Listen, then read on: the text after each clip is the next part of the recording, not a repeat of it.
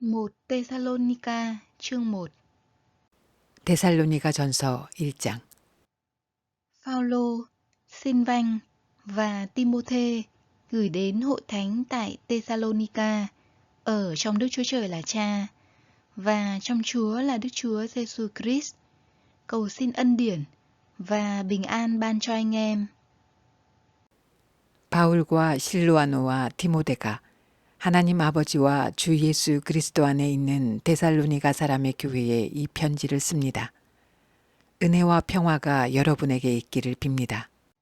Chúng tôi luôn cảm tạ Đức Chúa Trời về tất cả anh em, thường nhắc đến anh em trong khi cầu nguyện. 우리는 여러분 모두를 두고 언제나 하나님께 감사를 드립니다.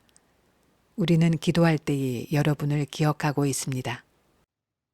Trước mặt Đức Chúa Trời là Cha, chúng tôi hằng nhớ đến công việc của đức tin anh em, công lao của lòng yêu thương, sự kiên nhẫn trong hy vọng của anh em nơi Chúa chúng ta là Đức Chúa Giêsu Christ. 또 우리는 하나님 우리 아버지 앞에서 여러분의 믿음의 행위와 사랑의 수고와 우리 주 예수 그리스도께 둔 소망을 굳게 지키는 인내를 언제나 기억하고 있습니다. Thưa anh em, những người yêu dấu của Đức Chúa Trời, chúng tôi biết Ngài đã chọn anh em. 하나님의 사랑을 받은 형제자매 여러분, 우리는 하나님께서 여러분을 택하여 주셨음을 알고 있습니다. Vì tin lành chúng tôi đã truyền cho anh em, không chỉ bằng lời nói, nhưng cũng bằng quyền năng, bằng Đức Thánh Linh và niềm xác tín sâu xa nữa. Anh em biết rõ, khi còn ở giữa anh em, chúng tôi đã sống vì anh em như thế nào. 우리는 여러분에게 복음을 말로만 전한 것이 아니라 능력과 성령과 큰 확신으로 전하였습니다. 우리가 여러분 가운데서 여러분을 위하여 어떻게 처신하였는지를 여러분은 알고 있습니다. Anh em đã theo gương của chúng tôi và của Chúa, vì anh em đã tiếp nhận đạo giữa nhiều hoạn nạn với niềm vui của Đức Thánh Linh. 여러분은 많은 환난을 당하면서도 성령께서 주시는 기쁨으로 말씀을 받아들여서 우리와 주님을 본받는 사람이 되었습니다. Vì vậy, anh em đã trở nên gương tốt cho tất cả tín hữu ở Macedonia và Achai. 그리하여 여러분은 마케도니아와 아가야에 있는 모든 신도들에게 모범이 되었습니다. Vì đạo Chúa từ anh em đã vang ra không những trong miền Macedonia và Achai thôi, mà đức tin của anh em trong Đức Chúa Trời cũng đã lan truyền khắp nơi, đến nỗi chúng tôi không cần phải nói thêm gì nữa. 주님의 말씀이 여러분으로부터 마케도니아와 아가야에만 울려 퍼진 것이 아니라 하나님을 향한 여러분의 믿음에 대한 소문이 각처에 두루 퍼졌습니다. 그러므로 이것을 두고는 우리가 더 말할 필요가 없습니다. Vì chính họ đã thuật lại việc anh em đã tiếp đãi chúng tôi, và thể nào anh em đã quay về với Đức Chúa Trời, từ bỏ thần tượng, để phục vụ Đức Chúa Trời hằng sống và chân thật. 그들은 우리를 두고 이야기합니다. 우리가 여러분을 찾아갔을 때에 여러분이 우리를 어떻게 영접했는지, 어떻게 해서 여러분이 우상을 버리고 하나님께로 돌아와서 살아계시고 참되신 하나님을 섬기며 Và để chờ đợi con Ngài từ trời, là Đức Chúa Giêsu, mà Ngài đã khiến sống lại từ cõi chết, là đấng giải cứu chúng ta khỏi cơn thịnh nộ sắp đến. 또 하나님께서 죽은 사람들 가운데서 살리신 그 아들, 곧 장차 내릴 진노에서 우리를 건져주실 예수께서 하늘로부터 오시기를 기다리는지를 그들은 말합니다. 1 Tê-sa-lô-ni-ca chương 2. 데살로니가전서 2장. Thưa anh em, chính anh em biết rằng việc chúng tôi đến thăm anh em không phải là vô ích. 형제자매 여러분, 우리가 여러분을 찾아간 것이 헛되지 않은 줄을 여러분이 알고 있습니다. Nhưng như anh em biết, dù đã chịu đau khổ và sỉ nhục tại Philip, chúng tôi vẫn mạnh dạn trong Đức Chúa Trời, để giao truyền cho anh em tin lành của Đức Chúa Trời giữa nhiều chống đối. 여러분이 아는 바와 같이 우리가 전에 빌립보에서 고난과 모욕을 당하였으나 심한 반대 속에서도 하나님 안에서 담대하게 하나님의 복음을 여러분에게 전하였습니다.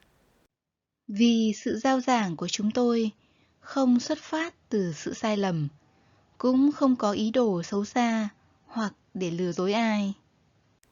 우리의 권면은 잘못된 생각이나 불순한 마음이나 속임수로 하는 것이 아닙니다. Trái lại, chúng tôi đã được Đức Chúa Trời thử nghiệm và ủy thác tin lành, nên chúng tôi cứ thế mà rao giảng, không phải để làm vừa lòng loài người, nhưng để làm vừa lòng Đức Chúa Trời, là đấng dò xét tấm lòng chúng tôi. 우리는 하나님께 검정을 받아서 맡은 그대로 복음을 전합니다. 우리가 이렇게 하는 것은 사람의 환심을 사려고 하는 것이 아니라 우리의 마음을 살피시는 하나님을 기쁘게 해드리려고 하는 것입니다. Như anh em biết và có Đức Chúa Trời chứng giám, chúng tôi không bao giờ dùng những lời giua nịnh hoặc vì động cơ tư lợi mà làm. 여러분이 아는 대로 우리는 어느 때든지 아첨하는 말을 한 일이 없고 구실을 꾸며서 탐욕을 부린 일도 없습니다. 이 일은 하나님께서 증언하여 주십니다. Chúng tôi cũng không tìm kiếm vinh quang từ loài người, hoặc từ anh em, hoặc từ người khác, dù rằng với tư cách là sứ đồ của Đấng Christ, chúng tôi có thể đòi hỏi anh em tôn trọng chúng tôi. 우리는 또한 여러분에게서든 다른 사람에게서든 사람에게서는 영광을 구한 일이 없습니다. 물론 우리는 그리스도의 사도로서 권위를 주장할 수도 있었습니다. Nhưng giữa anh em, chúng tôi đã cư xử dịu dàng, như một người vú săn sóc các con mình. 그러나 우리는 여러분 가운데서 마치 어머니가 자기 자녀를 돌보듯이 유순하게 처신하였습니다. Chúng tôi trìu mến anh em, đến nỗi sẵn sàng chia sẻ với anh em, không chỉ tin lành của Đức Chúa Trời, mà cả chính mạng sống chúng tôi nữa, bởi vì anh em đã trở nên những người yêu dấu của chúng tôi. 우리는 이처럼 여러분을 사모하여 여러분에게 하나님의 복음을 나누어 줄 뿐만 아니라 우리의 목숨까지도 기쁘게 내줄 생각이었습니다. 그것은 여러분이 우리에게 사랑을 받는 사람이 되었기 때문입니다.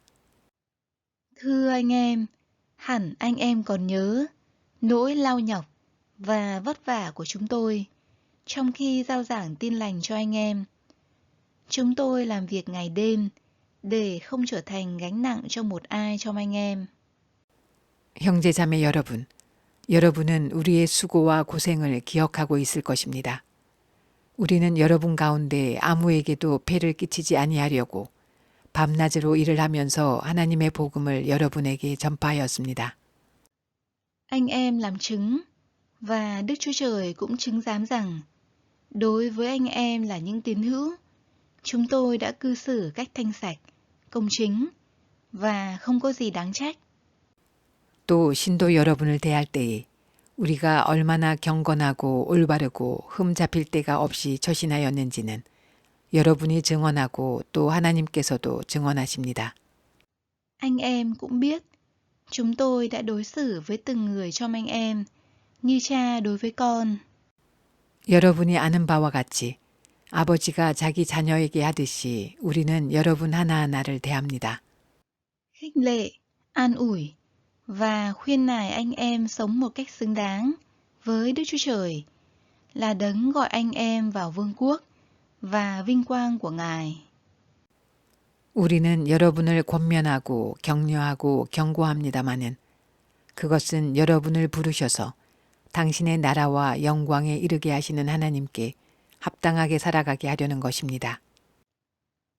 Bởi vậy, chúng tôi không ngớt cảm tạ Đức Chúa Trời, vì khi anh em nghe và tiếp nhận lời Đức Chúa Trời từ chúng tôi, anh em không tiếp nhận lời ấy như lời của loài người, nhưng đích thực là lời của Đức Chúa Trời, lời tác động trong anh em là những tín hữu.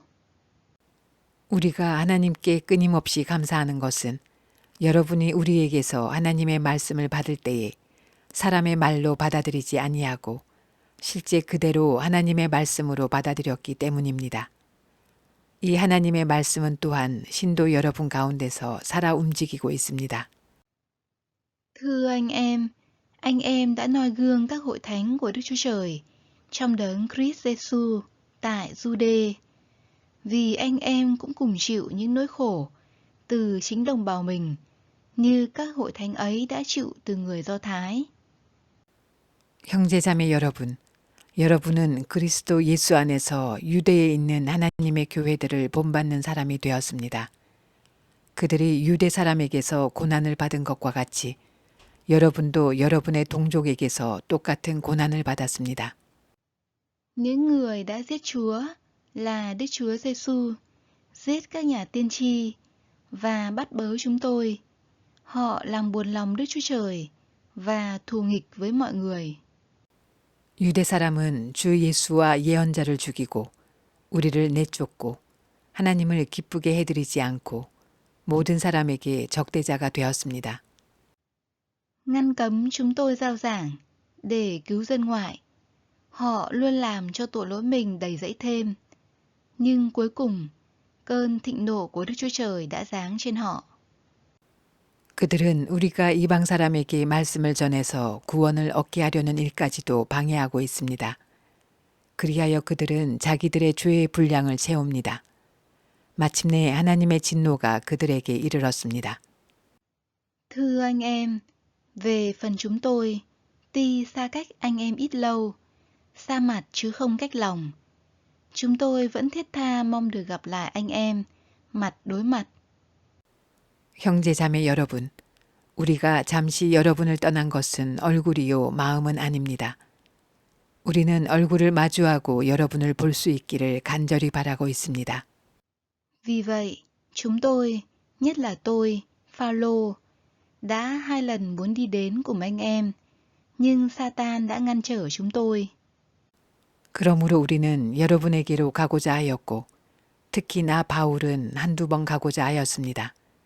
그러나 사탄이 우리를 방해하였습니다. Vì niềm hy vọng, sự vui mừng và mão triều thiên đáng hãnh diện của chúng tôi trước mặt Chúa chúng ta là Đức Chúa Giêsu khi Ngài quang lâm là gì, nếu không phải là chính anh em. 우리 주 예수께서 오실 때에 그분 앞에서 우리의 희망이나 기쁨이나 자랑할 면류관이 무엇이겠습니까? 그것은 여러분이 아니겠습니까?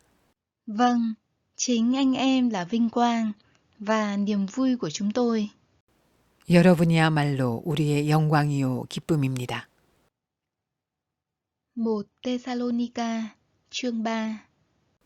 데살로니가전서 3장. Vì không thể chờ lâu hơn được, nên chúng tôi sẵn lòng ở lại một mình tại Athên. 그러므로 우리는 참다 못하여 우리만 아테네에 남아 있기로 하고 Và gửi Ti-mô-thê, anh em chúng tôi, người phục vụ Đức Chúa Trời trong việc rao giảng tin lành của Đấng Christ, đến cùng anh em để xây dựng và khích lệ anh em trong đức tin. 우리의 형제요 그리스도의 복음을 전하는 하나님의 일꾼인 디모데를 여러분에게로 보냈습니다. 그것은 그가 여러분을 굳건하게 하고 여러분의 믿음을 격려하여 Để không một người nào trong anh em bị nao núng trước những hoạn nạn này, vì chính anh em đã biết ấy là điều đã định trước cho chúng ta. 아무도 이러한 온갖 환난 가운데서 흔들리지 않게 하려는 것입니다. 여러분도 아는 대로 우리는 이런 환난을 당하게 되어 있습니다. Khi còn ở với anh em, chúng tôi đã nói trước rằng chúng ta sẽ phải chịu gian khổ, và như anh em biết, điều đó đã xảy đến rồi. 우리가 여러분과 함께 있을 때에 장차 우리가 환난을 당하게 되리라는 것을 여러분에게 미리 말하였는데 과연 그렇게 되었고 여러분은 그것을 알고 있습니다. Vì vậy, không thể đợi lâu hơn được, tôi đã gửi Ti-mô-thê đi để biết đức tin của anh em như thế nào. E rằng kẻ cám dỗ đã cám dỗ anh em, và công lao của chúng tôi trở thành vô ích. 그러므로 내가 참다 못하여 여러분의 믿음을 알아보려고 글을 보냈습니다. 그것은 유혹하는 자가 여러분을 유혹하여 우리의 수고를 헛되게 하지 못하게 하려는 것이었습니다. Nhưng nay, Timôthê vừa từ chỗ anh em trở về, đã thuật cho chúng tôi tin tức tốt đẹp về đức tin và tình yêu thương của anh em. Anh ấy cũng nói rằng anh em luôn giữ kỷ niệm tốt về chúng tôi và ao ước gặp chúng tôi, cũng như chúng tôi ước ao gặp anh em vậy. 그런데 지금 디모데가 여러분에게서 우리에게로 돌아와서 여러분의 믿음과 사랑의 기쁜 소식을 전하여 주었습니다. 또 여러분이 우리를 늘 좋게 생각하고 있어서 우리가 여러분을 간절히 보고 싶어 하는 것과 같이 여러분도 우리를 간절히 보고 싶어 한다고 전하여 주었습니다. Thưa anh em, như vậy, trong mọi gian khổ và hoạn nạn, chúng tôi đã được an ủi qua đức tin của anh em. 그러므로 형제자매 여러분, 우리는 여러분을 보고 우리의 모든 공경과 환난 가운데서도 여러분의 믿음으로 말미암아 위로를 받았습니다. Vì hiện nay, chúng tôi sống là nhờ anh em đứng vững trong Chúa. 여러분이 주님 안에 굳게 서 있으면 이제 우리가 살아있는 셈이기 때문입니다. Làm sao chúng tôi có đủ lời để cảm tạ Đức Chúa Trời với anh em về tất cả niềm vui mà qua anh em chúng tôi có được trước mặt Đức Chúa Trời chúng ta. 우리가 우리 하나님 앞에서 여러분 때문에 누리는 모든 기쁨을 두고 여러분을 생각해서 하나님께 어떠한 감사를 드려야 하겠습니까? Đêm ngày, chúng tôi khẩn thiết cầu xin Ngài cho phép chúng tôi được gặp mặt anh em và bổ sung những gì còn khiếm khuyết trong đức tin anh em. 우리는 여러분의 얼굴을 볼 수 있기를 또 여러분의 믿음에 부족한 것을 보충하여 줄 수 있기를 밤낮으로 간절히 빌고 있습니다. Cầu xin chính Đức Chúa Trời, Cha chúng ta và Đức Chúa Giêsu, Chúa chúng ta dẫn đường chúng tôi đến với anh em. 하나님 우리 아버지와 우리 주 예수께서 우리의 길을 친히 열어주셔서 우리를 여러분에게로 가게 해주시기를 간구합니다. Xin Chúa khiến anh em càng gia tăng và chan chứa tình yêu thương với nhau và với mọi người, như chúng tôi đối với anh em. 또 우리가 여러분을 사랑하는 것과 같이 주님께서 여러분끼리 서로 나누는 사랑과 모든 사람에게 베푸는 여러분의 사랑을 풍성하게 하고 넘치게 해주시기를 빕니다. Nhờ đó, Ngài làm cho tâm hồn anh em được vững mạnh, thánh khiết, không chỗ trách được trước mặt Đức Chúa Trời, Cha chúng ta, khi Đức Chúa Giêsu, Chúa chúng ta, quang lâm cùng với tất cả các thánh đồ của Ngài. 그래서 주님께서 여러분의 마음을 굳세게 하셔서 우리 주 예수께서 자기의 모든 성도들과 함께 오실 때에 하나님 우리 아버지 앞에서 거룩함에 흠잡힐 데가 없게 해주시기를 빕니다. 1 Tê-sa-lô-ni-ca chương 4. 데살로니가 전서 4장. Cuối cùng, thưa anh em, trong Chúa là Đức Chúa Giêsu, chúng tôi nài xin và khuyến dục anh em rằng anh em đã học nơi chúng tôi phải sống thế nào cho vui lòng Đức Chúa Trời, và anh em đang sống như thế thì hãy tiếp tục sống ngày càng tốt hơn. 그러므로 형제 자매 여러분, 끝으로 우리는 주 예수 안에서 여러분에게 부탁하며 권면합니다. 여러분은 어떻게 살아야 하며 어떻게 하나님을 기쁘게 해드려야 할 것인지를 우리에게서 배운 대로 하고 있으니 더욱 그렇게 하십시오. Vì anh em biết những giáo huấn nào mà chúng tôi đã nhân danh Chúa là Đức Chúa Giêsu truyền cho anh em. 우리가 주 예수의 이름으로 무슨 지시를 여러분에게 내렸는지를 여러분은 알고 있습니다. Vì ý muốn của Đức Chúa Trời là anh em phải được thánh hóa, tức là phải lánh xa sự gian dâm. 하나님의 뜻은 여러분이 성결하게 되는 것입니다. 여러분은 음행을 멀리하여야 합니다. Mỗi người phải biết gìn giữ thân thể mình cho thánh sạch và tôn trọng. 각 사람은 자기 아내를 거룩함과 존중함으로 대할 줄 알아야 합니다. Đừng sa vào tình dục phóng đãng như người ngoại, là những kẻ không nhận biết Đức Chúa Trời. 하나님을 알지 못하는 이방 사람과 같이 세욕에 빠져서는 안 됩니다. Trong vấn đề này, chớ có ai vi phạm hay lợi dụng anh em mình, vì Chúa là đấng trừng phạt tất cả những điều đó, như chúng tôi đã nói trước và khuyến cáo anh em rồi. 또 이런 일에 탈선을 하거나 자기 교우를 해하거나 하지 말아야 합니다. 우리가 여러분에게 전에도 말하고 경고한 대로 주님께서는 이런 모든 일을 징벌하시는 분이시기 때문입니다. Vì Đức Chúa Trời không gọi chúng ta đến sự ô uế đâu, nhưng đến sự thánh hóa. 하나님께서 우리를 불러주신 것은 더러움에 빠져 살게 하시려는 것이 아니라 거룩함에 이르게 하시려는 것입니다.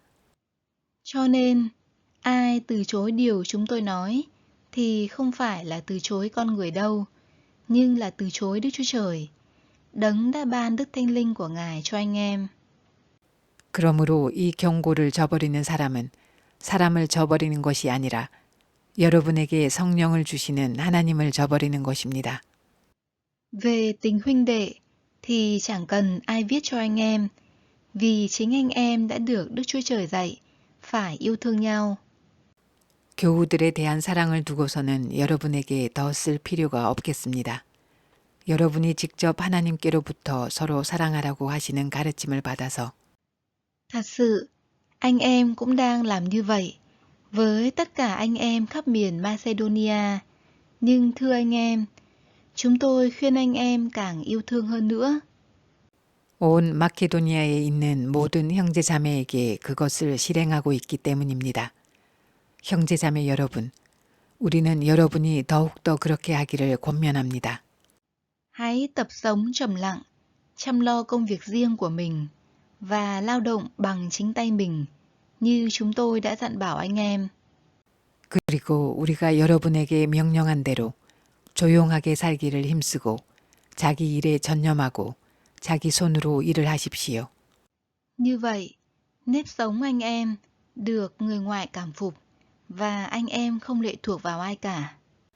그리하여 여러분은 바깥 사람을 대하여 품위 있게 살아가야 하고 또 아무에게도 신세를 지는 일이 없도록 해야 할 것입니다. Thưa anh em, chúng tôi không muốn anh em không biết về những người đã ngủ, để anh em không đau buồn như người khác không có hy vọng. 형제 자매 여러분, 우리는 여러분이 잠든 사람의 문제를 모르고 지내는 것을 원하지 않습니다. 여러분은 소망을 가지지 못한 다른 사람들과 같이 슬퍼하지 않아야 할 것입니다. Vì nếu chúng ta tin Đức Chúa Giêsu đã chết và sống lại, thì cũng vậy, Đức Chúa Trời sẽ đem những người ngủ trong Đức Chúa Giêsu đến với Ngài. 우리는 예수께서 죽으셨다가 살아나신 것을 믿습니다. 이와 같이 하나님께서 예수 안에서 잠든 사람들도 예수와 함께 데리고 오실 것입니다. Đây là điều chúng tôi nhờ lời Chúa mà nói với anh em.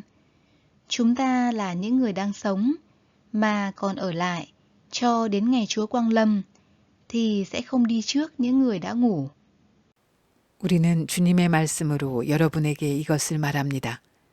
주님께서 오실 때까지 살아남아 있는 우리가 이미 잠든 사람들보다 결코 앞서지 못할 것입니다. Vì khi có hiệu lệnh ban ra, với tiếng gọi của Thiên Sứ Trưởng, cùng tiếng kèn của Đức Chúa Trời, thì chính Chúa từ trên trời sẽ giáng lâm.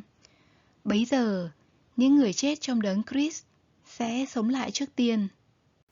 주님께서 호령과 천사장의 소리와 하나님의 나팔 소리와 함께 친히 하늘로부터 내려오실 것이니 그리스도 안에서 죽은 사람들이 먼저 일어나고 Kế đến, chúng ta là những người đang sống mà còn ở lại, sẽ cùng được cất lên với những người ấy trong đám mây để gặp Chúa tại không trung, và chúng ta sẽ ở với Chúa mãi mãi.